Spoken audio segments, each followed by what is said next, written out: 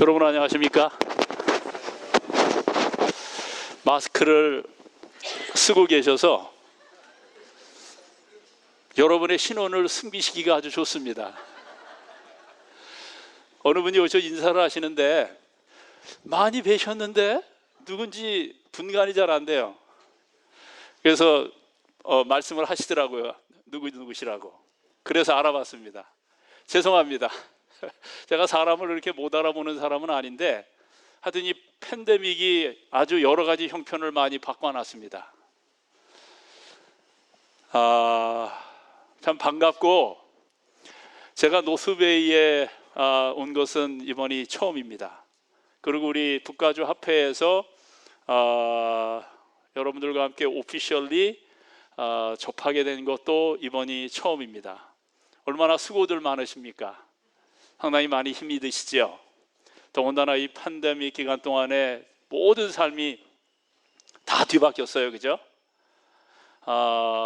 뭐 저에 대해서 아시는 분들은 아시겠지만 지금 저는 북가주 합회에는 164개의 우리 재림교회가 이 북가주에 있는데 교우님들 숫자는 4만 1,000명이 되는 교우님들이 우리 북가주 합회 소속으로 커뮤니티를 섬기고 또 교회를 섬기고 있습니다.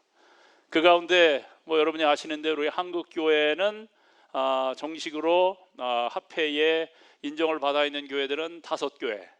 그리고 모이는 이 모임은 지금 노스베이가 모이고 있고 또 패러다이스에 지금 그룹이 상당히 한국 사람들이 많아지고 있습니다. 여러분 패러다이스 잘 아시죠?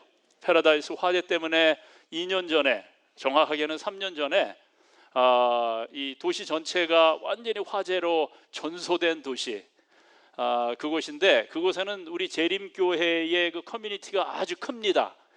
아마 그 교회가 패러다이스 우리 제7일 안식 예수 재림교회가 북가주 합회 안에서 아마 세 손가락 안에 드는 그 가장 큰 교회인데, 그런 커뮤니티인데 그 커뮤니티가 화재 때문에 상당히 어려움을 겪고 지금 회복 단계에 있습니다. 저는 뭐 아시는 분들은 아시겠지만은 저는 11년 동안 네파에서 사역을 했고, 그 사역하는 동안에 한 8년 동안 지금 합회에서 같이 사역을 하다가 2년 반 전에 특별히 패러다이스 화재로 인하여 패러다이스 커뮤니티가 완전히 다 이 전소되었을 때에 특별히 제 선임자, 그러니까는 그 사회복지부를 담당하고 있던 제 선임 목사님이 좀 편찮으셨어요. 많이 아프셔서 그 화재 이 구호를 파이어 릴리프를 해야 되는데 그거를 제대로 못 하셨습니다. 그래서 컨퍼런스에서는 저한테 명령을 내려서 이제는 로컬 사역 그만하고 컨퍼런스로 들어와서 합회 사역을 해라라고 해서 지금 제가 하고 있는 것은 우리 북가주 합회 안에 있는 22교회의 아시안 교회들, 뭐 중국 교회, 베트남, 그 다음에 필리핀어, 그 다음에 통가, 피지, 그 다음에 뭐 사모아, 그 다음에 뭐 캄보디아, 뭐 이렇게 해가지고는 한 거의 집회소까지 합쳐가지고 한 22교회의 아시안 패시픽 교회가 있는데 제가 그 이 미니스트리를 담당하고 있고, 그리고 또 제가 요즘 더 바쁜 거는 뭐냐면은 커뮤니티 서비스. 그러니까 우리 교회로 말하자면 지역사회 봉사인데 지역사회 봉사보다도 약간 좀 규모가 큰 사회복지 파트까지 지금 담당을 하고, 또 하나는 헬스 미니스트리까지 내가 담당을 하고 있습니다. 그래서 지금 세 가지를 담당하고 있기 때문에 정신이 없습니다. 뭐 어떤 분들은 일선교회 사역 안 하고 합회로 들어가서 좀 편하시겠습니다라고 이야기하지만 절대로 그렇지 않습니다. 그리고 이 패러다이스 화재 이후로 이 화재 구호를 하면서 한 계절도 제가 쉬어본 적이 없어요. 여러분이 아시는 것처럼 화재가 얼마나 우리 근처에 와 있습니까? 그죠? 작년만 해더라도 화재 때문에 여러분 아마 이베큐에이트, 그러니까는 소개령을 받지 않으신 분이 거의 없으실 정도로 나는 안전하다 생각을 하셨던 지역이 뭐 바람이 심하게 불고 이제 그러다 보니까는 안전한 지역이 한 곳도 없어졌습니다. 참 힘듭니다. 그죠?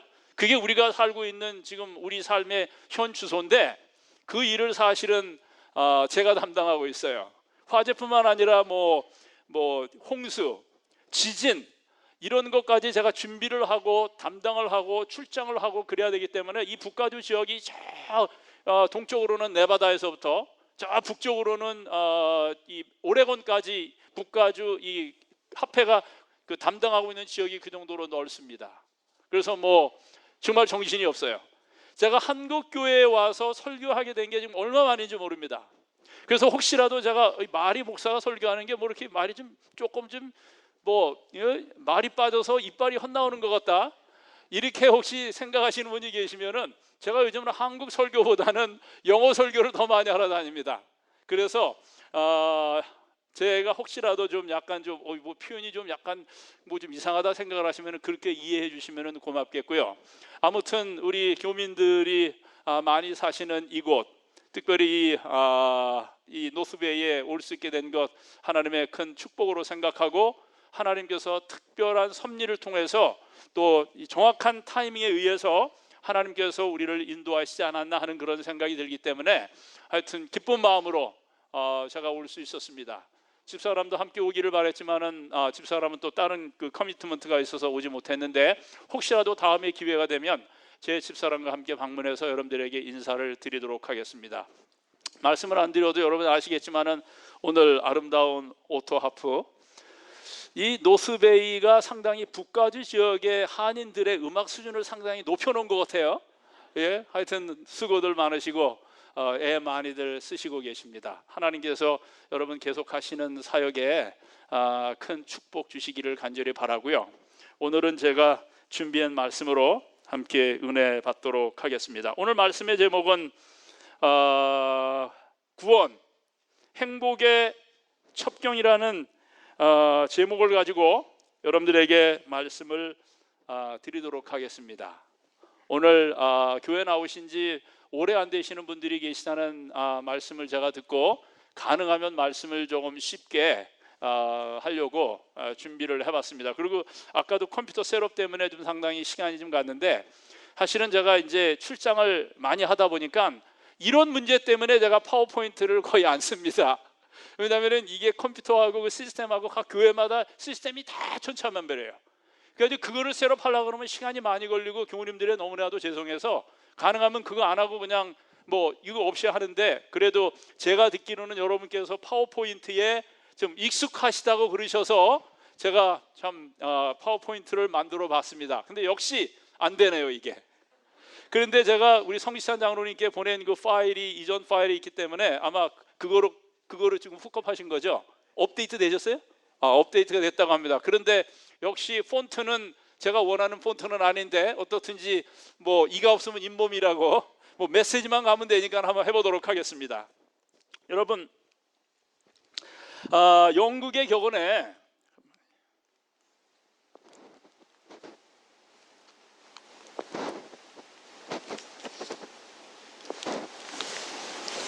안 가는 것 같아요?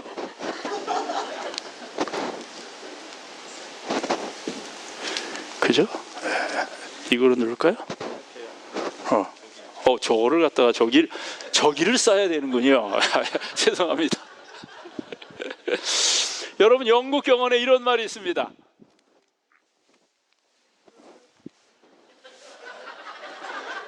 이 총은 저를 싫어하나 봐요. 네. 여러분 이런 얘기 들어보셨습니까? 하루가 행복하려면 어떻게 하라고요? 하루가 행복하려면 이런 말씀 들어보셨어요? 여러분 오늘 행복하십니까? 예. 하루가 행복하려면 저기 뭐예요? 이거 영국 사람들 영국의 경언입니다. 하루가 행복하려면 어떻게 하라고요? 저기 뭐예요? 이발소입니다. 이발소. 물론 한국 분들한테는 뭐 여자분들한테 미장원이 되겠지만 영국 사람들한테 하루가 행복하려면 이발소를 가라라고 하는 말이 있어요. 그러면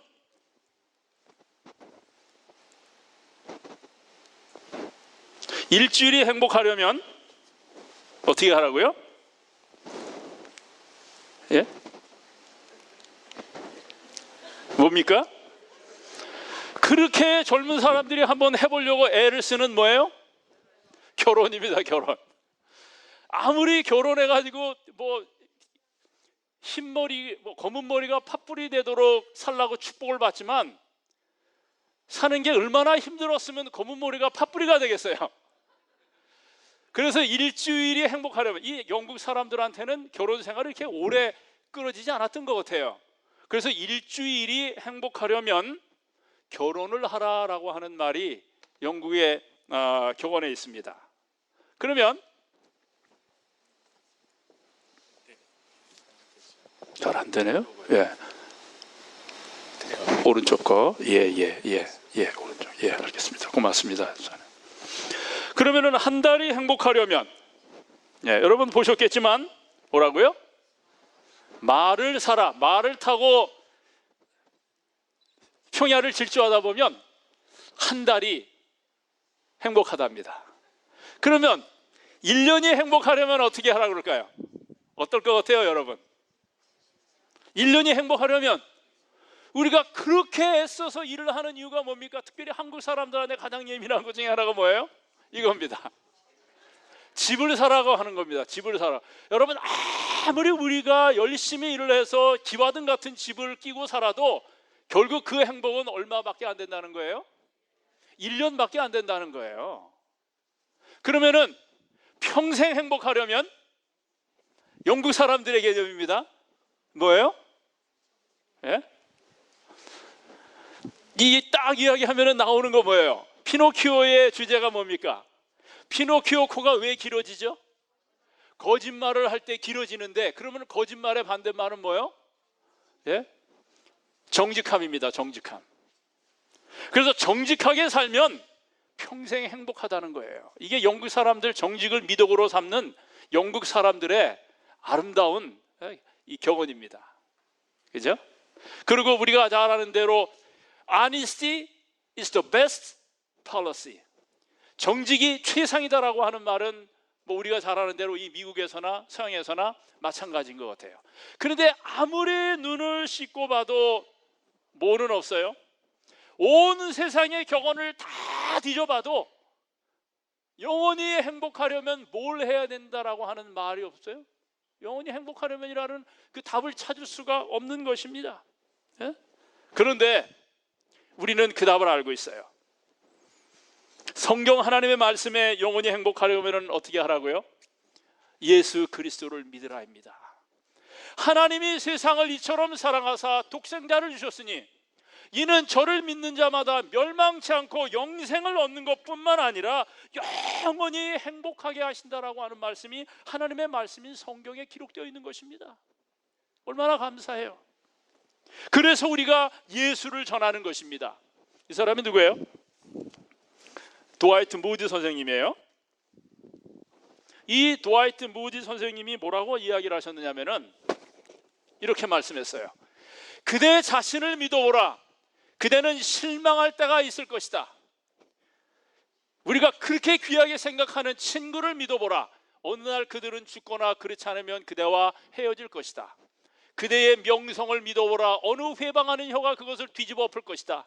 그러나 그리스도를 믿어보라. 그대는 이 생과 저 생에서 후회함이 없을 것이다 라고 이야기합니다. 이 생과 저 생에서 후회함이 없을 것이다. 그죠? 죽음을 앞둔 환자를 제가 여러 번 방문해 봤는데 예수 그리스도를 믿은 사람치고 그들이 살았던 삶을 후회하는 사람들이 한 사람도 없다는 겁니다. 감사하다는 거예요. 그게 바로 그리스도를 믿는 사람들의 행복의 비결인 것입니다. 그러면 우리의 삶이 뭐예요? 우리의 삶 인생이란 무엇일까? 여러분, 제가 재미있는 퀴즈 하나 내볼까요? 영어로 4분의 3이 거짓이고 4분의 1이 요행과 의문투성인 그런 존재가 무엇일까요? 4분의 3이 거짓말이고 4분의 1이 요행과 의문투성인 그런 존재가 무엇일까? 뭘까요, 여러분? 물론 넌센스 퀴즈입니다. 예? 뭘까요?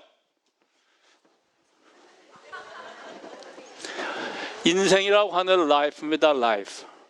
그래서 어떤 사람은 이야기하기를 이 life라고 하는 이 단어가 어떻게 생겼냐면 lie, 거짓말이라는 단어하고 그 다음에 요행을 이야기하는 if, 이 말이 합쳐져 가지고 life. 물론 넌센스이긴 하지만은 어떻게 보면은 우리의 인생이 그런 일면이 있지 않습니까? 우리의 삶이 이렇게 살아오는 삶일 수 있다는 것입니다. 여러분, 그래서 철학자로서는 인생을 다음과 같이 말했어요.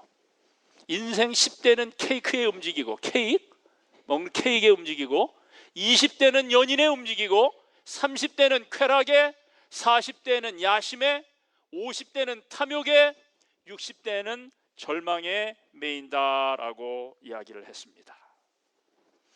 즉 10대는 단순한 시국에 의해 움직이고, 20대는 이성의 사랑에 눈을 뜨고 연인의 지배를 받으며 정열에 움직이고, 30대는 정욕과 쾌락의 노예가 되기 쉽고, 40대는 권세의 욕과 야욕에 지배되고, 50대는 제욕과 탐욕에 사로잡힌다고 합니다. 그리고 60대는 절망에 버린다는 것입니다. 그래서 이 에드먼드 쿡이라고 하는 사람은 뭐라고 이야기했느냐면은 인생은 텅 빈 거품과 같다라고 하는 말을 남겼어요. 그리고 이 멋있게 생긴 사람이 누구예요? 사람 참 미남이에요. 그죠? 누구예요? 그 옆에 불을 보면은 딱 뭐라고 써 있어요? 우리가 너무나도 잘 아는 시인 바이런입니다. 이 시인 바이런은 36살 때 죽었어요. 근데 이 시인 바이런이 뭐라고 얘기했어요? 그의 시 가운데에 그의 생애를 마감하면서 내 인생은 만추의 낙엽, 꽃과 열매는 다 떨어지고 벌레와 낡음과 비에만이 남았다라고 말했습니다. 그리고 이 사람은 누구예요? 세계적인 문호 셰익스피어예요. 이 사람은 뭐라고 말했을까요? 인생 그것은 단지 걸어가는 그림자, 초라한 배우일 뿐, 이렇게 얘기를 했어요. 그래서 여러분, 우리가 인생을 80년이라고 가정하고 계산했을 때에 이것을 나누어 보면요, 18년 동안 부모의 슬하에서 우리가 삽니다. 그죠? 18년 동안은 우리 부모에 살기 때문에 뭐 준비하는 기간이기도 하고 하기 때문에 아무것도 못합니다. 그러고 나서는 여러분, 우리 인생에 오늘 8시간 아니면 뭐 좀 더 아니면 좀 늦게 뭐 잠을 주무시기는 하시지만은 보통 우리의 삶의 3분의 1은 뭐로 보내요? 잠자는 거로 다 허비합니다. 그거 합치니까는 26년 동안을 우리가 잠자는 거예요. 아무것도 하지 못하고 잠자입니다. 그리고 17년 동안은 먹고 쉬고 놀고 즐기고 적당히 보내는 시간이 17년이에요. 생각보다 많아요. 뭐 이거 운동하는 시간도 여기에 뭐 포함시킬 수 있겠죠. 그리고 5년 동안은 늙어서 아무것도 못합니다. 90세 세는 분 뭐 장수하시다 그러지만 아마 제가 생각에는 늙고 연세 들어서 아무것도 못하는 시간을 따져보면 상당한 많은 시간을 아마 아무것도 못하신다고 말씀하실 거예요. 그리고는 이걸 합치니까는 66년인데 80년에서 66년을 빼니까는 뭐 몇 년밖에 안 돼요? 14년밖에 없는데 그 14년도 요즘에는 유튜브이다, TV다, 무슨 드라마다 뭐다 해가지고 5, 6년을 시간을 보내면은 사람 구실할 수 있는 시간은 몇 년밖에 없는 거예요? 여러분, 이게 우리의 삶입니다. 틀려요? 이게 맞아요. 이게 우리의 삶인 것입니다. 아무것도 아니에요. 정말 우리의 손 넓이만도 못한 것이 우리네의 삶인 것입니다. 여러분, 매사추세츠 대학의 심리학, 유명한 그 심리학 교수, 그 다음에 소시올로지, 그러니까 사회학 교수 밀튼 메이어 교수가 뭐라고 얘기했느냐면은, 그래서 이렇게 이야기를 했어요. 삶에 대해 그리고 죽음에 대해 나는 무엇을 말해야 할지 나는 모른다. 왜냐하면 삶과 죽음에 대해 무엇을 생각해야 할지 모르기 때문이다. 특히 나는 죽음에 대해 무엇을 생각해야 할지 모르겠다. 왜냐하면 삶의 정의를 내리기 어려운데 죽음 그 자체가 무엇인지조차 도무지 모르기 때문이다. 무슨 말 하는지 도무지 모르겠어요. 예? 참. 사람들의 비극은 이미 죽음의 운명을 안고 사는 사람이라는 것을 깨닫지 못하는 것입니다. 손바닥만한 넓이 같은 삶을 살면서도 그리고 늘 죽음과 맞닿아 있는, 하이데거는 철학가 하이데거는 뭐라고 그랬어요?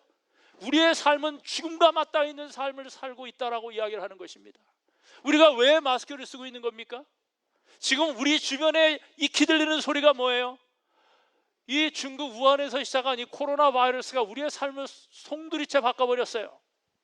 제가 합회에 이제 월요일마다 출근을 해서 스텝 미팅을 하면은 제일 먼저 듣는 이야기가 각 교회들에게 어떤 코로나 바이러스의 어떤 그 전염 형편이 어떤지에 대한 이야기를 쭉 브리핑을 먼저 듣는데, 한 주간도 한 사람도 죽지 아니하고 뭐 우리 그 4만 1,000명의 그 이 교인들 가운데에 또 이 가족들 뭐 친척들이 많잖아요.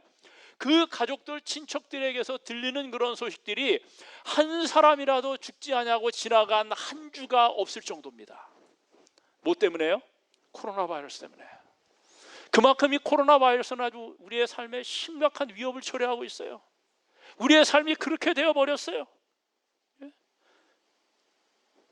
사람들의 비극은, 그러나 문제는 죽음의 운명을 안고 사는 사람들인 것을 깨달아야 할 만큼 때때로는 깨닫지 못하고 있다라고 하는 것입니다. 생사 문제에 대하여 세상에 있는 모든 사람들이 세 부류로 나누어집니다. 세 부류로 나누어지는데, 첫째는 죽음을 부인하며 사는 사람들이에요. 이 사람들은 절대로 죽지 않을 것처럼 생각하고 사는 사람들입니다. 두 번째는 죽음을 향하여 사는 사람들이에요.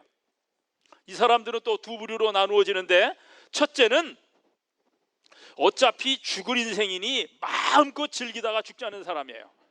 요즘 젊은 사람들이 그런 사람이 생각보다 많아요. 허무주의와 이 쾌락주의에 빠져 있는 사람들입니다. 그리고 둘째는 늘 죽음을 의식하면서 좀 더 겸손하게 살고자 하는 사람들이에요. 이 사람들은 인생 무상 때문에 기쁨과 보람이 없는 삶이 되고 맙니다. 하지만 마지막 한 부류의 사람들이 있는데, 어떤 사람들일까요? 생명을 향하여 사는 사람들이 있습니다. 죽음을 받아들이면서 동시에 죽음 다음에 생명을 믿는 사람들이에요. 사선을 넘어 죽음의 요단강을 넘어 저 멀리 영원한 세계를 바라보며 영원한 생명을 향하여 살아나가는 사람들입니다. 죽음을 기다리는 자세로 사는 사람에게는 기쁨이 있을 리 없습니다. 그러나 부활과 영생을 믿는 믿음의 자세로 사는 사람에게는 기대로 벅차고 웃음과 기쁨이 넘치는 삶이 있어요. 바로 이 신앙이, 이 기독교 신앙이 우리에게 주는 선물이 바로 그것인 것입니다. 이것이 바로 구원 얻은 사람의 삶인 것입니다. 그래서 우리가 생명의 주를 전하는 것입니다. 그런데 이 구원의 확신과 기쁨을 맛보지 않은 사람은 그 감격을 절대로 이해하지 못하는 것입니다. 먹어보지 않은 과일의 맛을 어떻게 이해할 수가 있겠습니까? 그죠? 이 고슴도치같이 생긴 이게 뭡니까? 이거 보신 적 있으세요? 보신 적 있으시면, 이게 처음 보시는 분 한번 흔들어 보셔봐요. 다 보셨어요? 이게 뭐예요? 이게 두리안이에요. 여러분, 이 두리안 잡숴보셨어요? 예? 어떠세요? 예? 맛있어요? 아니면 징그러워요? 예, 보는 것만큼. 근데 여자분들은 특별하게 이걸 좋아하시는 분들은 너무너무 좋아하시고, 이거를 싫어하는 사람은 아마 혐오할 정도로 싫어하셔요. 예? 요거를 열면은 요렇게 보입니다. 근데요, 이 과일이 얼마나 맛있는지, 이 과일은 뭐라 그래요? 그래서 King of the Fruit이라고 합니다. King of the Fruit. 그런데 이 과일의 껍데기에서 나는 냄새는 세상 천지에 그렇게 지독한 냄새를 풍기는 과일이, 이 과일만큼 지독한 냄새를 풍기는 과일이 없었어요. 저는 이 과일을 결코 잊지 못하고, 저는 이 과일을 너무너무 좋아하는데, 너무너무 좋아하는 것만큼은 제가 먹지를 못해요. 왜 그러냐면은 이 과일 때문에 2번 집에서 쫓겨날 뻔했거든요. 한 번은 이 고슴도치 같은 이 과일을 집사람 몰래 사서 너무 맛있어서 냉장고에 넣어뒀다가 쫓겨날 뻔했고요. 두 번째는 냄새가 이 냄새가 이 코가 진동하고 온 집이 온통 썩는 냄새로 진동하는데, 이 냄새가 없어질 때까지 내가 얼마나 들볶이면서 살았는지 모릅니다. 오죽했으면 제가 여보 제발 한번 이 과일을 한번 먹어봐 달라고 해가지고는 우리 집사람이 코를 이렇게 막고 한번 먹어봤거든요. 근데 그 순간 집사람이 토하고 뭐 그냥 너무 역겹다고 난리를 쳐가지고 그 이후로는 우리 집에 이 두리안을 들이지를 못합니다. 저 두리안은 그냥 이 잘라서 먹는다라고 안 하고, 두리안을 먹는 사람들은 두리안을 뭐 한다 그래요? 두리안을 잡는다 그럽니다. 우리 두리안 잡을까? 예? 그런데요, 저 과일을 맛보지 않으면요 너무 맛있어요. 근데 사실은 저 과일이 남자들한테보다는 여자들한테 좋습니다. 특별히 왜 그 여자분들이 왜 아이 낳고 그죠? 아이 낳고 왜 몸 그 관리하기 힘드신 분들, 그런 분들한테 저 과일이 열량이 세기 때문에 저 열량이 그 여자분들의 어떤 그 스태미나를 회복하는 일에 아주 좋은 과일이라는 거예요. 그래가지고 필리핀, 태국, 뭐 특별히 날씨 더운 중국 같은 데는 뭐 저 두리안이 뭐 엄청나게 사람들이 뭐 너무 좋아합니다. 그런데 저 과일을 정말 맛보지 않고 인조이 해보지 않으신 분들은 저 과일의 맛을 잘 모릅니다. 그런데 저 과일이 king of the fruit, 과일의 왕이라고 하는 말이 들 정도로 저 과일이 그렇게 맛있어요. 그런데 맛보지 않으면 모르는 거예요. 여러분, 신앙이 바로 이런 것입니다. 하나님은 맛봐야 알 수 있는 분이에요. 맛보지 않으면 이상하게 부담되고 두리안처럼 냄새나는 것 같고, 그러나 하나님을 맛보면, 신앙을 맛보면, 구원을 맛보면, 다시는 맛보지 않을래야 맛보지 않을 수 없는 그런 그 매력이 있는 것이 바로 이 신앙인 것이고 이 구원의 확신인 것입니다. 예? 그리고 이것을 맛보는 삶은 결단코 목마르지 아니하는 것입니다. 여러분, 인간은요, 그렇기 때문에 인간은 구원을 받지 않으면 한없이 맥이 풀립니다. 여러분, 인간에게는 뿌리 깊은 고민 두 가지가 있어요. 모든 사람들에게 뿌리 깊은 고민 두 가지가 있습니다. 이 고민은 뭐 그리스도인이나 뭐 그 어느 누구를 막론하고 이 고민이 있는데, 이 고민은 뭐예요? 죄책감입니다. 그리고 또 하나는 죽음에 대한 공포입니다. 그런데 그 사람의 신앙이 바른 신앙을 갖고 있느냐, 하나님을 마로 만난 경험을 가지고 있느냐 안 가지고 있느냐는 저 두 가지를 보면은 판가름할 수가 있어요. 바른 신앙을 가지고 있는 사람들은 더 죄책감에서 해결할 수 있는 방법을 찾았습니다. 그리고 죽음에 대한 공포, 영원한 생명을 얻었기 때문에 그에 대한 확신으로 죽음에 대한 공포가 별로 없어요. 그러나 믿음이 연약한 사람일수록, 하나님을 덜 경험한 사람일수록 저 죽음에 대한 공포도 사람들에게 많이 있는 것입니다. 여러분, 왜 인간에게는 죄책감과 죽음에 대한 공포가 있어요? 우리가 하나님의 형상대로 지음을 받았기 때문에, 하나님이 생명이시기 때문에 생명에 대한 애착과 욕구가 있는 것입니다. 그런데 우리가 생각하는 생애는 영원합니까? 영원하지 않습니까? 여러분, 제가 제 나이를 생각해 보니까 이제 성경이 말하는 건강한 사람의 수명을 절반을 훨씬 뛰어넘어서 이제 내일 모레면 환갑이에요. 여기 연세 많이 들으신 분들이 계셔서 너무 죄송한데, 제가 하여튼 젊게 보려고 저도 기를 쓰고 있는 거예요. 머리가 조금 길면 흰머리가 많아가지고는 뭐 좀 이상해 보인다고 하니까는 뭐 머리도 짧게 하고 뭐 이것도 쳐 바르고, 예? 뭐 그냥 뭐 젊게 보려고 애를 쓰는데, 예? 근데 참 이제 얼마 안 있으면은 저도 뭐 환갑이라고 하니까 연세 드신 어르신들한테 죄송합니다. 제 인생이 내려가는 것 같아요. 눈껍질이 조금씩 처지기 시작한 지 오래되고, 제가 눈이 큰 사람이거든요. 그래서 제 별명이 눈딱불이었어요. 그런데 요즘 나이가 먹으면서 눈꺼풀을 이렇게 쳐져가지고 나도 쌍꺼풀 수술해야 되나? 근데 이거 어머님 제가 뱃속에 태어날 때부터 하나님이 주신 고유한 이 쌍꺼풀인데 이거를 없애고 손을 대야 되나? 집사람은 그거 연세 들면은, 나이가 들면 반드시 해야 된다 그러면서 저를 꼬셔요. 근데 아직은 아닌 것 같아요. 여러분, 많은 분들이 이거 뭐 미용 때문에 하는 거 아니잖아요, 그죠? 연세가 들면 자꾸 처지고 이 시야가 좁아지고 그다음에 이 눈썹이 눈을 찌르고 연세 들면 어쩔 수 없는 겁니다. 그래서 옛날에는 눈 수술하신 분들 보면 조금 거시기해 보였는데, 특별히 남자분들 보면. 근데 요즘에는 전혀 그렇게 생각이 되지 않는 이유는 제가 나이를 먹나 봐요. 예? 그분들이 저러시니까는 그렇게 하셨구나, 이해가 되는 거예요. 예? 참, 여러분, 그래서 우리 사람이라는 것이 10년을 단위로 한 7번, 8번 살면 가는 인생인데, 그래서 여기 앉아 계신 우리 집사님들 참 60이 넘으셔서 거울을 보시려고 하면 속상하시죠? 왕년에 내가 안 그랬는데 그 뽀송뽀송하던 이 피부가 어디로 갔는지. 그래서 좀 약간 경제적인 여유가 있는 분들은 이걸 어떻게 합니까? 이걸 어떻게 해요? 이걸 좀 핍니다. 이걸 어떻게 돈 줘가지고 핍니다, 그죠? 그래가지고 요 주름 없도록 팽팽하게 하는데, 근데 제가 가만히 보니까요, 요거는 피는데 여기는 못 피시더라고.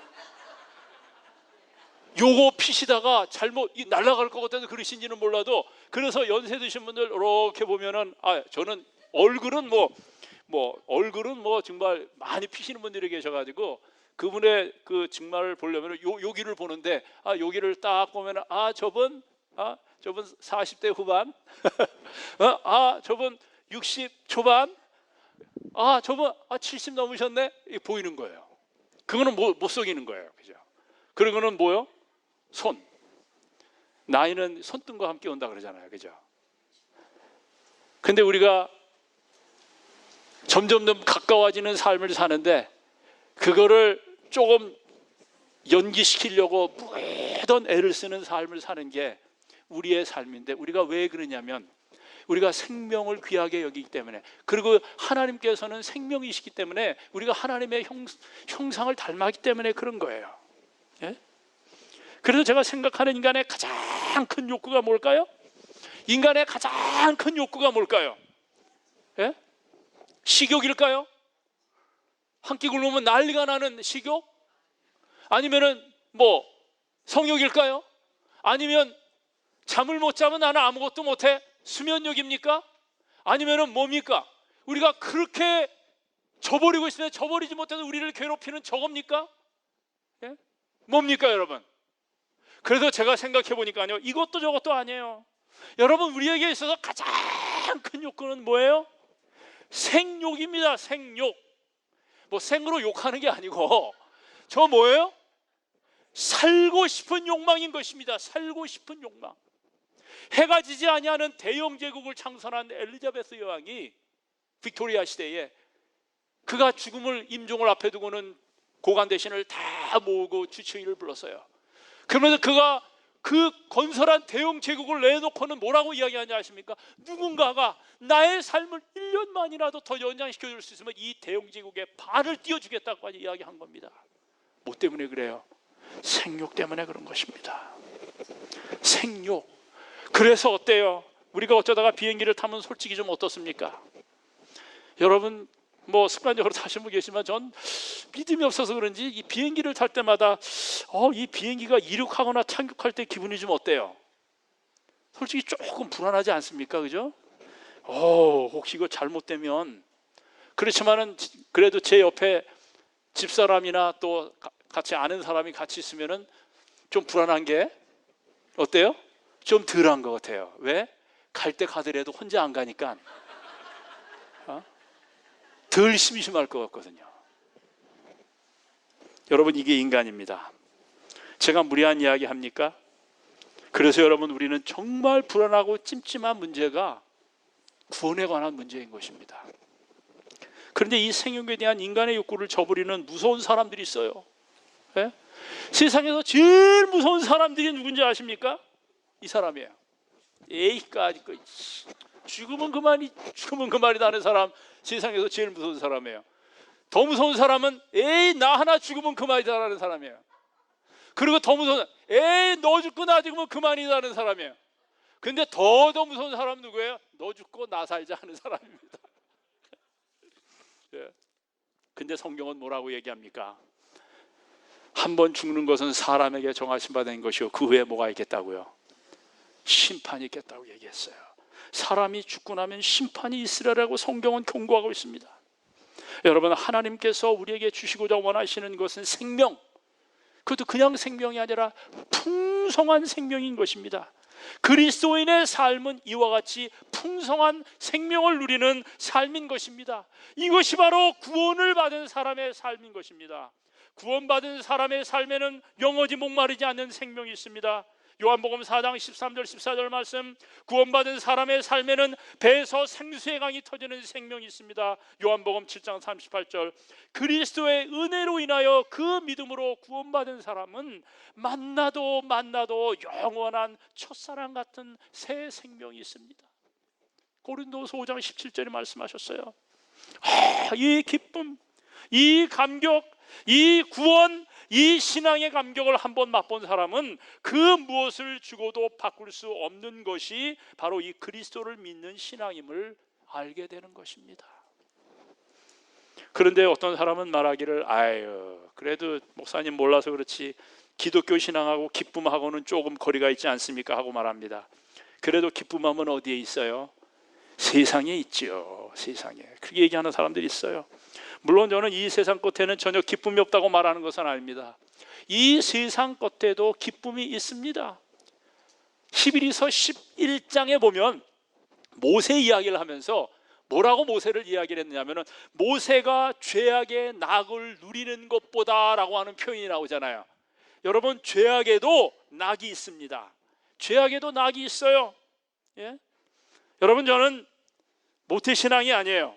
고등학교를 다니면서 신앙을 받아들였기 때문에 고등학생들 사이에 그 나름대로 세상적으로 쾌락이고 기쁨이 있다라고 하는 거, 기쁘다라고 하는 거를 뭐 조금은 제가 사실은 이 경험해 봤어요. 그런데 세상이 주는 모든 기쁨은 반드시 뭐가 있어요? 부작용이 있다는 사실도 깨달았어요.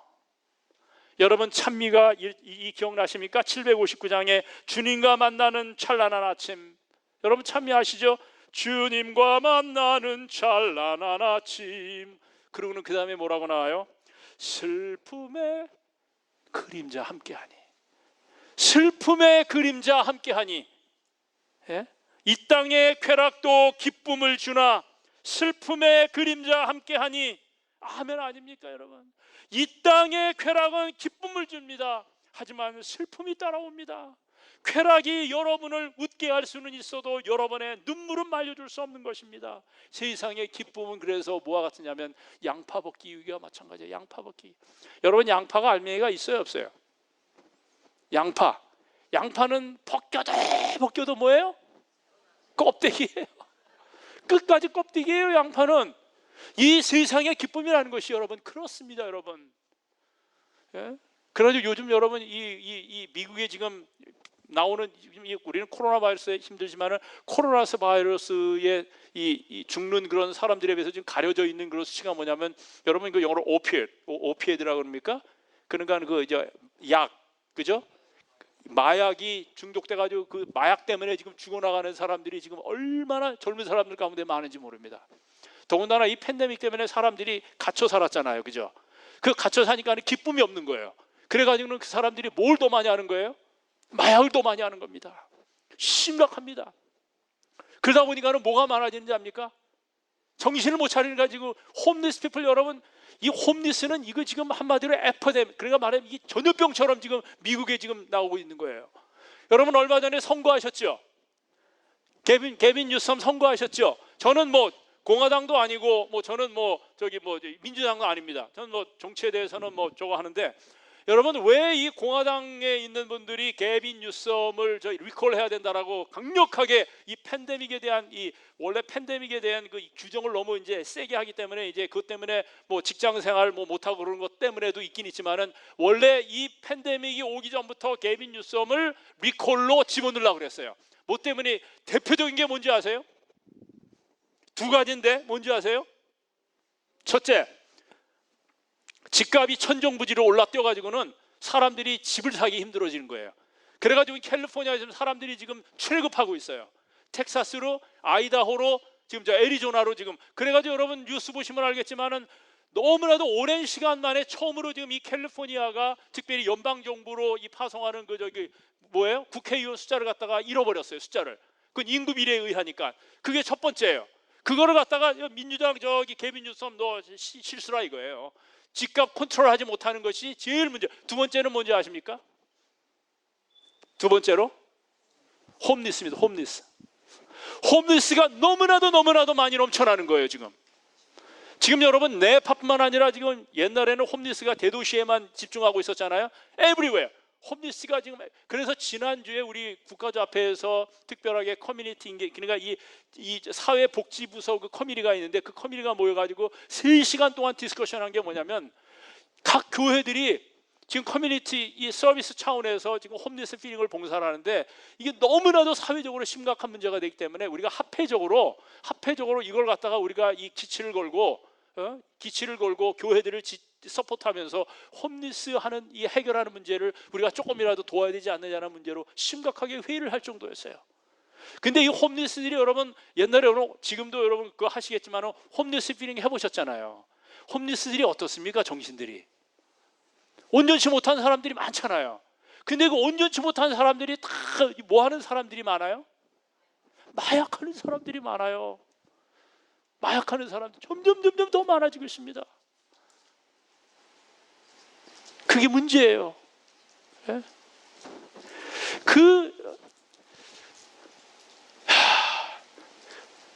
사람들의 마음에 기쁨이 없는 거예요.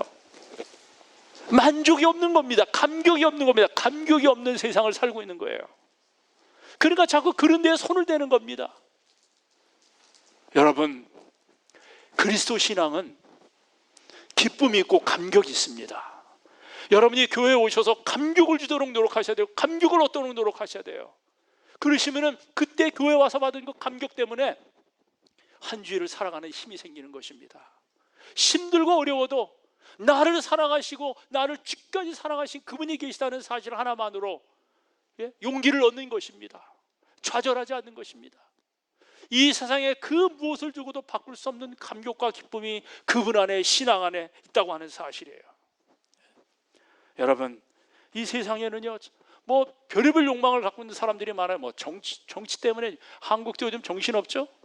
그죠? 요즘 대통령 후보 문제 때문에 정신없죠? 대통령이 되려는 심리, 대접받는 기쁨, 근데 여러분 그 다 소용없어요. 대통령 하고 나서 다 한국 대통령들은 한 번씩 다 어디 갔다 왔어요? 다 좋은 데 갔다 오셨잖아요. 사람들이 그렇게 생각하는 정말 성욕? 아이고 제대로 이루어지지 않으니까 에이즈 걸리고 난리 나는 것입니다. 물욕?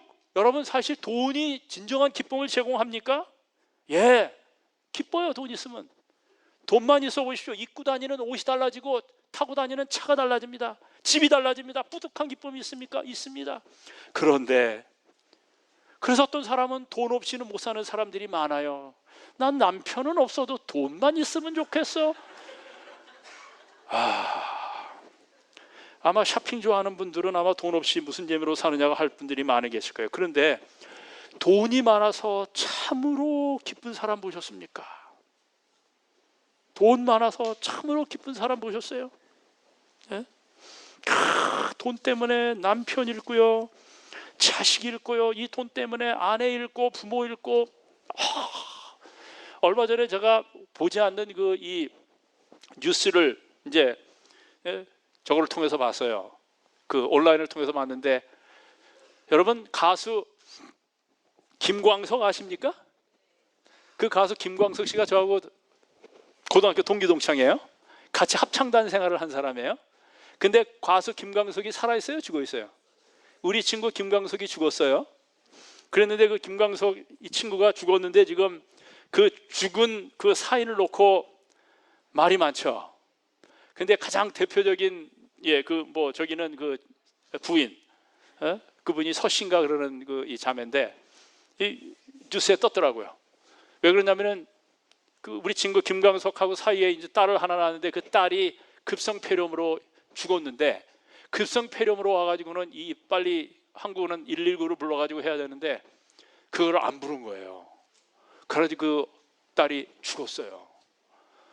그랬는데 그 문제 때문에 이제 뉴스에 올라간 거예요.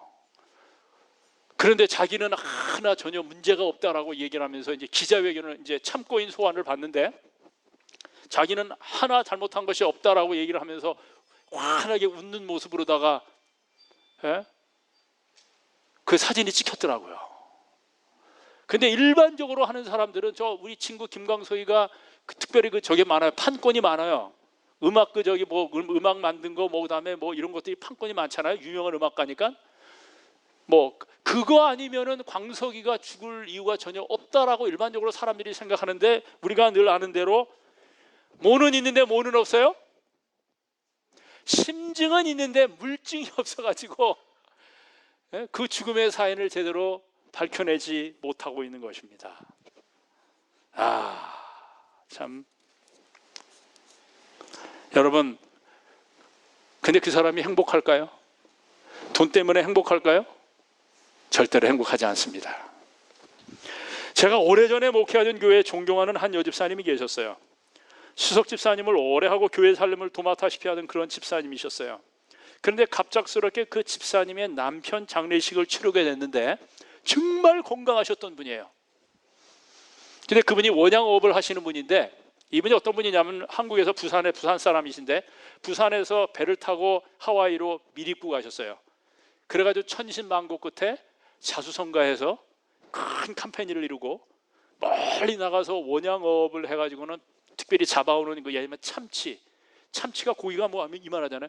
이 참치를 그냥 미국에다 푸는 게 아니라 그 양질 좋은 참치를 잡아다가는 어디다가 넘기는 그 사업을 하느냐면은 일본 황실. 여러분 일본은 그 씨푸드 유명하잖아요. 최고의 양질의 참치를 일본 황실에다가 넘길 정도의 비즈니스를 성공적으로 하는 분이신데 그 남편은 교회를 안 나옵니다. 우리가 이제 늘 자주 방문하고 교제를 하면은 뭐 송 선생님이세요. 송 선생님 교회 나오셔야죠. 그래요. 뭐 지금은 너무 바쁘고요. 제가 이제 은퇴를 하면은 꼭 가도록 하겠습니다. 그 여집사님은 수석 집사님이셔요. 근데 한 번은 그 여집사님한테 갑자기 전화가 왔어요. 목사님 큰일 났어요. 제 남편이 원양어업 갔다가 지금 왔다가 뭐 건강검진 때문에 감기 기운이 있어가지고 병원에 입원했는데 지금 뭐 큰일 났습니다. 병원에 입원했습니다. 그런 거예요. 불이 나게 제가 찾아가 봤더니 그분이 정말 건강하신 분인데 감기를 얻으셨어요. 그러니까 원양업 하다 보니까는 이제 왜 배에서 이제 시간을 보내니까 그래가지고 뭐 정기적으로 검진도 하고 해야 되니까 해야 되겠다 가지고 이제 건강 검진을 하러 딱 갔는데 의사가 한번 엑스레이 찍어보십시다. 딱 찍어봤는데 이상하네. 정밀 검사 해보십시다. 정밀 검사 딱 했는데 폐암 말기 판정을 딱 받은 거예요. 폐암 말기 판정을 딱 받고 나서요. 정확하게 2주 만에 그분 장례 치렀어요. 제가. 그분이 폐암 말기라고 하는 선언을 딱 들으니까 아예 생명을 딱 놔버리는 거예요. 그러면서 얼굴에 이 사색이 몰려오기 시작하는데 그래도 딱 2주 만에 장례 치렀습니다. 그분이 병원에 입원하셔가지고는 이제 너무 고통스러우니까는 몰핀 주사를 주잖아요. 근데 이제 이 가족은 어떻게든 이분을 구원 가운데로 인도하고 싶어가지고는 우리 아버지, 우리 남편 예수 믿고 고백하게 해주세요. 그러고는 돌아가게 해주세요. 그래가지고 제가 매일같이 병원을 방문합니다. 그래서 손고 자고 기도하고 그러는데 근데 이 통증이 너무 심하니까는 몰피를 주니까는 이 정신이 없잖아요. 그래가지고는 이 커뮤니케이션 할 수가 없어가지고 얘기를 하니까는 그러면 몰핀을 한번 끊어보자는 거예요. 몰핀을 끊었어요. 정신이 돌아왔어요. 손을 꼭 잡고 선생님 저 아시죠? 그러니까 선생님 예수 믿으십시다. 예수 믿습시다. 근데 이제 너무나도 괴롭기는 하지만은 하나님께서 은혜를 주셨는지 정신이 돌아오셔가지고는 제 손을 꼭 그 없는 힘으로 쭉 잡으면서 하는 말이 무슨 말인지 압니까? 이 말이었어요. 목사님, 저는 진짜로 죽을 줄 몰랐습니다. 이분이 몇 살에 돌아가셨는지 아세요? 60에 돌아가셨어요. 60. 인생 한창 때에.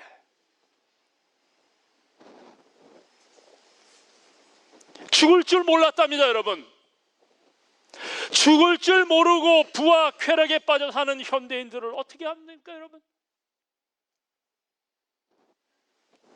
그래서 제가 이 말을 사랑하고 이 말을 좋아하고 여러분이 이 말을 외우시도록 하는 거예요. 이 말이 뭐예요? 사람이 살되 잘 살지 못하면 사는 것이 아니고, 잘 살되 영원히 살지 못하면 잘 사는 것이 아닙니다. 여러분, 여러분이 이 세상에 잘 살아서 무슨 유익이 있습니까? 저거 한번 다 같이 한번 읽어보십시다. 시작. 사람이 살되 잘 살지 못하면 사는 것이 아니고, 잘 살되 영원히 살지 못하면 잘 사는 것이 아닙니다. 사는 것이 다 사는 것이 아닙니다. 여러분, 죽지 못해 사는 사람 보셨죠? 내가 정말 죽지 못해 삽니다. 너무 삶이 힘들고 너무 괴로워서. 우리 부모님들이 얼마나 고통스럽게 삶을 사셨어요. 제 어머니 기억납니다. 저희 어머니가 교회 나가시기 전에는 제가 경제적으로 어려웠었거든요. 아주 어려웠었거든요. 저희 아버님이 착하시긴 착하신데 경제력이 없으셨어요. 저희 어머님이 한숨을 푹 쉬시면서, 제가 5 형제인데 우리 아버님이 참 경제력도 없으시면서 애는 잘 낳으셨어. 5.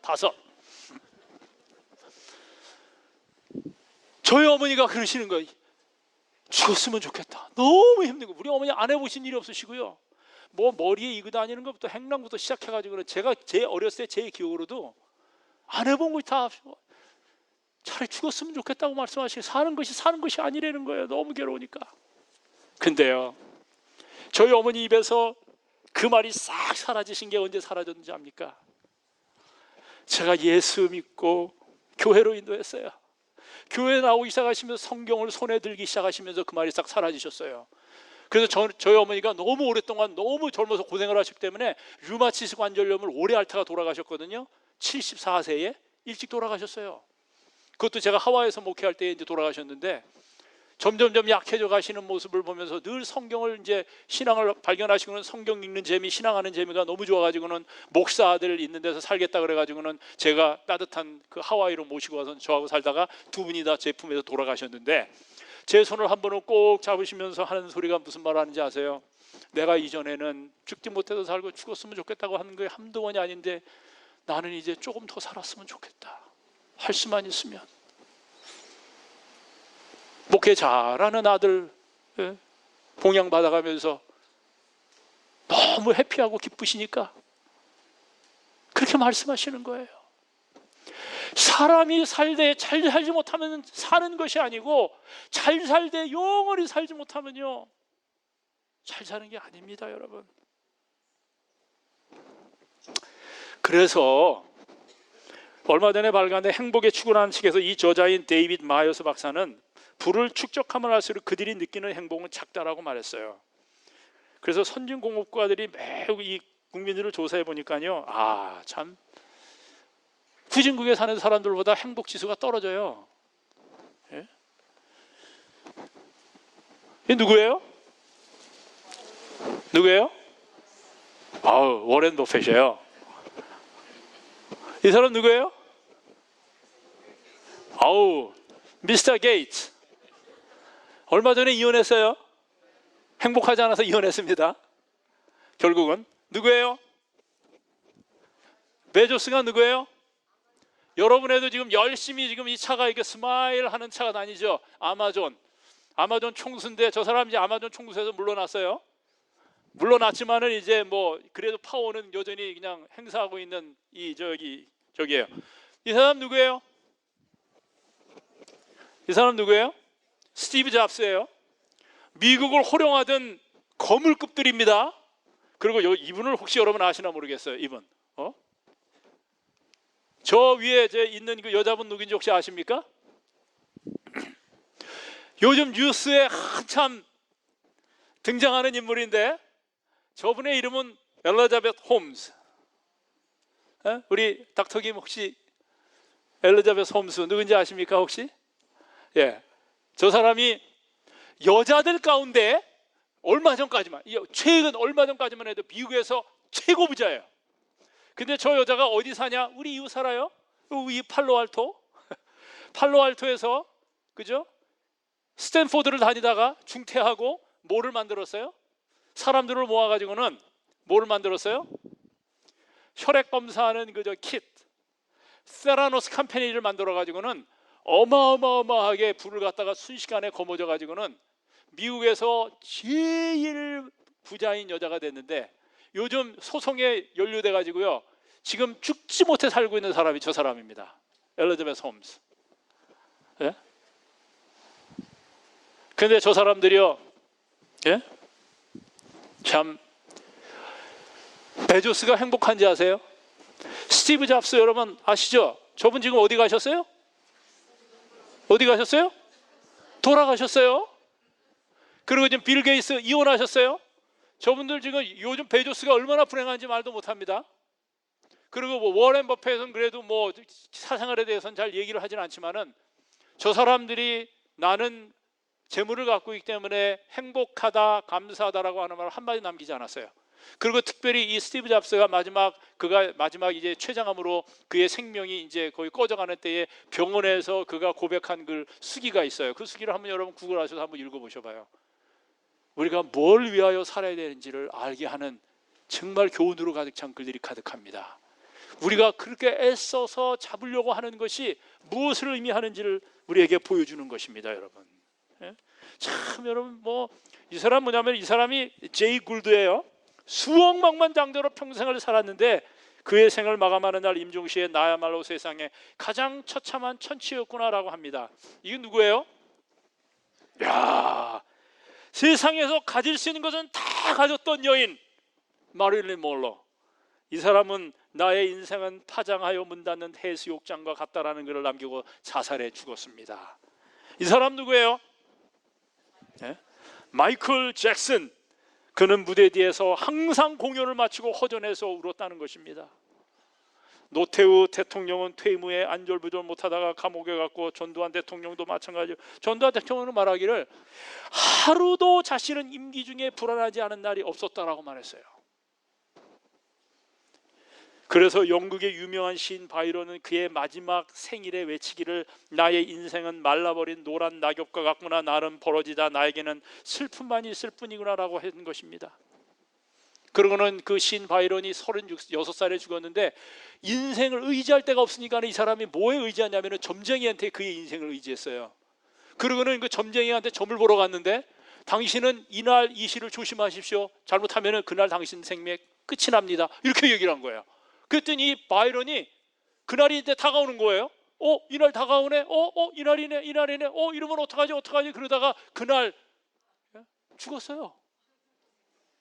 신경쇠약증 걸리고 죽었어요. 그게 36살이에요. 그 유명한 시인 바이런, 그 멋지게 생긴 사람 제가 보여드렸죠. 야, 여러분, 세상에서 가장 신바람 난다고 하는 사람들에게 한번 물어보시기 바랍니다. 행복한지 말이에요. 행복을 가장하고 사는 것입니다. 그런데요, 주님이 말씀하셨어요. 세상이 주는 물을 마시는 자는 다시 목마르려니와 내가 주는 물을 마시는 자는 영원히 목마르지 아니하리라 라고 말씀하셨어요. 여러분, 정말 우리가 사는 이 시대의 문화는 문명은 진정 풍요롭습니까? 모든 것이 넉넉하다고 우리의 삶이 부요한 것입니까? 장마철에 오히려 물이 귀하다고 일러주시던 할아버지의 말씀이 기억납니다. 비가 많이 오는 장마철에 흙탕물은 흔하지만 맑은 물은 정작 귀할 수밖에 없지 않습니까? 흙탕물은 마실 수 없고 바닷물은 마실수록 목이 마른 법입니다. 여러분, 우리는 어떻습니까? 장마철에 마실 물을 찾고 바다 한가운데서 목마른 것과 같은 삶을 살고 있지는 않습니까? 인생은 과연 즐기는 것입니까? 쓸대로 다 써버린 후에야 인생의 낭비를 뉘우친 줄 그때는 이미 늦을 수밖에 없어요. 지금 한번 마시면 영원히 목마르지 않는 생명수 강가 예수 그리스도를 마음 가운데로 초청하는 겁니다. 그리스도 예수를 만나는 것입니다. 여러분, 우리에게 정말 믿음이 필요합니까? 구원이 필요합니까? 그렇습니다. 이 세상에서 가장 고약한 것이 뭔지 아까 제가 말씀드렸죠. 내가 죽는다는 사실을 잊고 사는 거예요. 정말 죽을 줄 모르고 사는 삶을 사는 사람들이 현대인인 것입니다. 갑자기 그들에게 죽음이 찾아오면 그들이 한결같이 하는 말이 정말이지 죽을 줄 몰랐다는 것입니다. 그래서 우리가 너무 분주하게 바쁘게 살면 안 되겠어요. 제가 이제 말씀을 이제 거의 줄이기 시작하면서 어느 논산훈련소 소장이 전역을 하면서 대통령 표창을 받았습니다. 근데 대통령 표창을 받은 이유가 이 사람이 훈련소장을 할 때는 한 사람의 탈영병도 생기지 않았다는 거예요. 그래가지고는 기자가 인터뷰를 신청해가지고는 어떻게 그렇게 오랜 시간 동안 한 명도 탈영하지 않느냐는 질문에 그의 답이 뭔지 압니까? 그의 답이 바쁘게 만들어야 탈영병이 안 생긴다는 것입니다. 훈련이 고된 후에 여유를 주면 그동안 집 생각하고 두고 온 애인 생각하면서 탈영을 할 생각을 한다는 거예요. 그래서 집 생각나지 않을 정도로 훈련병들을 바쁘게 만들어야 탈영하지 않는다는 것입니다. 사람들이 얼마나 바쁜지 사람들에게 교회 오라고 하면 뭐라 그래요? 교회는 무슨 교회입니까? 바빠 죽겠는데. 그러게 바쁘다가 죽는 것입니다. 그래서 여러분, 하나님의 백성들은 부지런하고 성실하게 사는 사람들이에요. 시간을 잘 운영할 수 있는 사람들이어야 됩니다. 그리고 하나님의 시간을 인식하며 사는 사람들인데 안식일날 교회를 와야 그래도 뭐해요? 하늘을 한번 생각하고 내 인생의 근본 문제를 생각하는 것입니다. 그죠? 그리고 하나님이 모든 만물의 주인이심을 인식하며 사는 거예요. 하나님이 나의 삶을 책임져 주신다는 사실을 생각하면요, 내가 그렇게 너무 그냥 바둥바둥하게, 이건 영어로 말하자면 perspective, 어떻게 삶을 보느냐에 대한 문제예요. 그리스도인의 삶은 그의 삶에 최선을 다하긴 하지만은 모든 것을 하나님이 함께 하신다는 생각 때문에 마음에 여유가 있는 것입니다. 그래서 우리가 하나님의 신실한 청지기가 되는 거예요. 그리고 여러분, 착하게 사는 것입니다. 이것이 성공적인 선교 비결이에요. 예수를 믿고 교회를 나가는데 저 사람 개차반의 삶이다라고 그러면 누가 그 사람 따라서 교회 나오겠어요? 그런 의미에서 여러분, 이 노스베이는 건강 스크린을 통해서 여러분 얼마나 교회를 쉽게 접하시고 계셔요. 섬김과 봉사를 통해서 여러분 접하고 계시잖아요. 그죠? 착한 사람들이라고 하는 이미지를, 그죠? 우리가 사람들에게 나타내야 하는 것입니다. 예? 여러분, 그래서 그런 삶을 살아야 내 인생이 무엇인지, 내가 어디로 왔다가 어디로 가는지를 깊이 알게 되는 것입니다. 예? 그래서 여러분, 근데 지금 얼마나 이 멀티미디어다 해가지고 사람들을 지금 갖고 노는지 몰라요, 현대인들을. 예? 정신을 빼놓습니다. 정신을 빼놔요. 뭐 그냥 사방면으로 갖고 노는 것 같은데 돈을 벌어도 끝이 없고 하늘 한번 생각 못하게 만듭니다. 뭐 안식일을 지킵니까? 주의 날을 지킵니까? 못 지킵니다. 돈 때문에 너무 바쁜 것입니다. 그런데 돈을 아무리 모아도 충분하다고 합니까? 조금 더 모아야겠다는 거예요. 바다는 메꾸어도 사람의 욕심은 메꿀 수 없는 것입니다. 근데 성경은 우리에게 무엇이 필요하다고 이야기해요? 구원이 필요하다고 이야기하는 것입니다. 너희는 죽는다는 것입니다. 저는요, 이 현대인들의 모습이 바로 이런 것인데, 현대인들이 얼마나 이 정신없이 달리느냐면, 어느 날 선생님이 학생들을 모아놓고, 자, 지금부터 너희는 운동장을 뛰어라. 왜 뜁니까? 그런 거 묻지 말고 뛰어라. 나도 왜 뛰는지 모른다. 선생님, 그럼 몇 바퀴나 뛸까요? 몰라. 계속 뛰어라. 계속 뛰다가 쓰러지면 어떻게 되죠? 그러면 죽어라. 그러면 죽은 다음에는 어떻게 되죠? 누가 책임지죠? 그건 나도 모른다. 그런 건 나한테 묻지 말고 뛰어라. 멋있고 즐겁게 정직하게 씩씩하고 보람있게 그렇게 뛰어라. 아이들이 목적이 있어야 뛰지, 목적이 의미가 있어야 뛰지, 그러면서 뛰는 걸 다 포기했다는. 그러나 여러분, 그게 우리 현대인들의 이야기 아닙니까? 그 이야기는 뭐와 마찬가지예요? 이게 뭐예요? 남아프리카에 살고 있는 양들이에요. 야생양. 더 정확하게 말하면 스프링복이라고 하는 양입니다. 이 양들이 평소에는 뭐 2명이 몰려 살다가 이 때가 되면 이렇게 어마어마하게 양들이 모여들기 시작하는데 수천 마리의 집단을 이루게 된다는 것입니다. 처음에는 풀을 뜯어 먹으면서 천천히 행렬을 이루는 여유를 가지지만 앞서가는 양들이 대부분의 풀들을 먹어치워버리기 때문에 뒤따르는 양들은 풀을 차지하기 위해서 앞을 다투기 시작한다는 거예요. 그리고 그들의 대열은 점점 밀려가지고 빨라진다는 것입니다. 뒤쪽이 속력을 내어 달려오기 때문에 앞쪽은 더 빨리 달릴 수밖에 없다는 것입니다. 여보세요. 결국은 모두가 전속력으로 맹렬히 앞으로 나가게 됩니다. 처음에는 어디론가 갈 목적지가 예정되어 있었는지 몰라요. 하지만 이쯤 되면 처음의 목적은 잊어버린 채 그저 달릴 뿐입니다. 저들이 어디로 가서 멈추는지 아십니까? 예? 저들이 바다 끝까지 가서 바다가 면에 있는 이 절벽 끝까지 가가지고 그래도 멈추지를 못하는 거예요. 그래가지고 전속력으로 달릴 때 멈추지 못하기 때문에 그 절벽에서 모두들 떨어져서 떼죽음으로 지금 익사해서 죽습니다. 저 스프링복 양들이. 지금도 저래요. 남아프리카에 가면. 그래서 수많은 산양들 시체가 떠오르는 바닷가에 파도만이 여유있게 밀려갔다 왔다 갈 따름이 되는데, 이것은 동물들의 세계에서 불가사의한 수수께 중에 하나라고 그래요. 그들의 혼신을 향해 달려간 대가의 체유가 죽음의 종말 뿐인데 왜 그들은 그 같은 일을 되풀이하고 있는 것일까?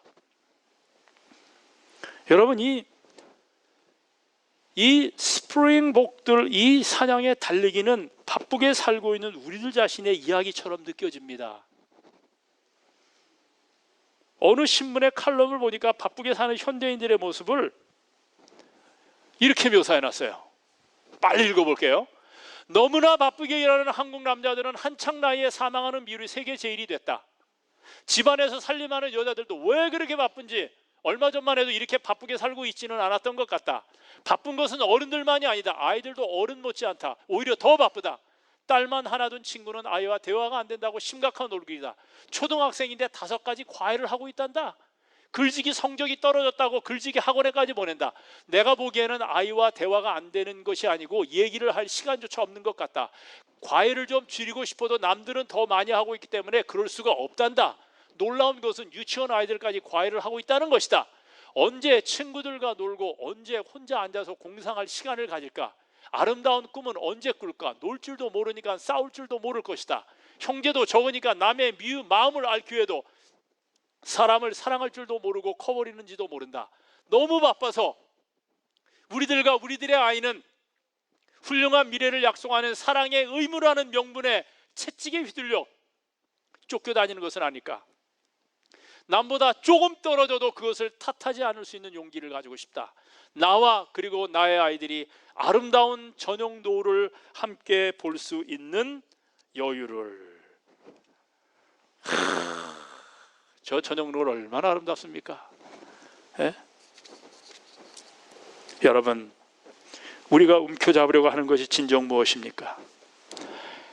사업을 크게 늘리는 것 좋습니다. 집 큰 거 사는 것 좋습니다. 멋진 여행 계획 하시는 거 좋습니다. 그런데 구원부터 받고 하십시다. 구원은 오직 믿는 자에게 주시는 하나님의 은혜라고 했습니다. 믿음이란 하나님을 신뢰하는 것이다. 믿음이란 하나님께서 우리를 사랑하시고 우리의 유익을 위하여 제일 좋은 것이 무엇인지를 아신다고 믿는 것이다. 예수님께서는 그분의 자녀를 위해 할 수 있는 한 구원을 쉽게 허락하시려고 하셨다라고 하는 글이 있어요. 그리고 그리스도께로 나오는 일은 그리스도께로입니다. 어떤 혹독한 정신적 고뇌를 필요로 하지 않는다. 그것은 단지 하나님께서 당신의 말씀 가운데 분명히 제시하신 구원의 조건들을 받아들이는 것이다. 이거예요. 요한일서 5장 11절에 13절. 또 증거는 이것이니 하나님이 우리에게 영생을 주신 것과 이 생명이 그의 아들 안에 있는 그것이니라. 아들이 있는 자에게는 생명이 있고 하나님의 아들이 없는 자에게는 생명이 없느니라. 내가 하나님의 아들의 이름을 믿는 너희에게 이것을 쓴 것은 너희로 하여금 너희에게 영생이 있음을 알게 하려 함이라. 여러분, 구원받는 것은 쉬운 것입니다. 오직 나를 위해서 나의 모든 죄짐을 짊어지시고 십자가에서 돌아가신 예수 그리스도를 단순히 나의 삶의 진정한 친구로, 아니 주인으로 받아들이고 영접하면 되는 것입니다. 그리고 하나님이 뭐라고 말씀하시든지 하나님의 말씀에 순종하여 살면, 그렇게 살겠다고 결심하면 내 속에 구원이 임하는 것입니다. 절대로 어려운 일이 아닙니다. 어린아이와 같은 그런 단순한 믿음을 가지고 그분이 나의 삶 속에 들어오시도록 초청하시면 구원이 확증되는 것입니다. 구원을 확신하는 삶을 사시도록, 그리고 그 구원을 내 것으로 받아들이면서 감격 넘치는 생애를 사시게 되시기를 간절히 소망합니다. 여러분, 생명은 기쁘고 빛나고 아름다운 것입니다. 여러분, 이런 참이 들어보셨죠? 사람을 보며 세상을 볼 때 만족함이 없었네. 나의 하나님 그분을 뵐 때 나는 만족하였네. 저기 빛나는 태양을 보라. 또 저기 서 있는 산을 보아라. 천지지으신 우리 여호와 나를 사랑하시니 나의 하나님 한 분만으로 나는 만족하였네.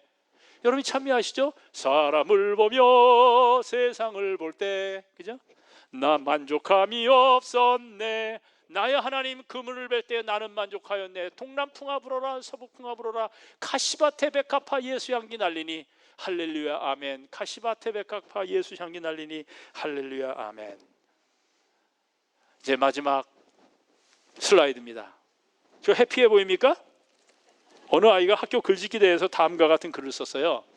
제목은 남의 집은 남은 우리 집을 보고 행복이 넘치는 집이라고 합니다 라고 하는 글짓기를 써가지고 우수상을 받았어요. 요 글입니다. 저 보세요. 자,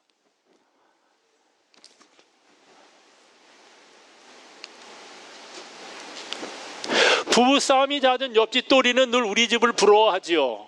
하지만 우리 집도 처음부터 이렇게 행복하지는 않았답니다. 항상 술에 취해 늦게 들어오시는 아빠, 늘 찡그린 얼굴로 신경질을 내시는 엄마, 그리고 제각기 늘 바빠 보이는 형과 누나. 그러던 우리 집이 언제부터인가 웃음소리와 노래소리가 즐거운 행복이 넘치는 집이 되었답니다.